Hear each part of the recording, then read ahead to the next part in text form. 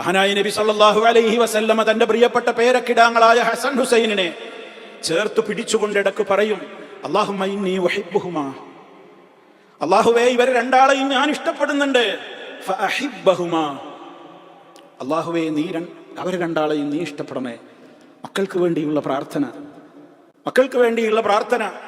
റബ്ബേ ഞാൻ ഇവരെ ഇഷ്ടപ്പെടുന്നുണ്ട്, നീ ഇവരെ ഇഷ്ടപ്പെടണം, നീ ഇവരെ ഇഷ്ടപ്പെടണം. അത് വെറുതെ ഉള്ള വാക്കല്ല. റബ്ബിന്റെ മഹബത്ത് കിട്ടണമെങ്കിൽ അല്ലാഹുവിന്റെ റസൂലിനെ ഇത്തിബാഅ് ചെയ്ത് ജീവിക്കണം.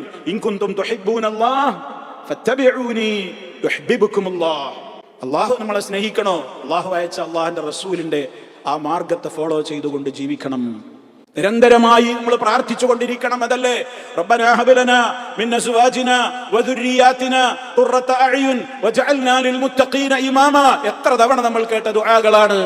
നമ്മൾ എത്രത്തോളം ആത്മാർത്ഥമായി അതൊക്കെ പ്രാർത്ഥിക്കുന്നുണ്ട്.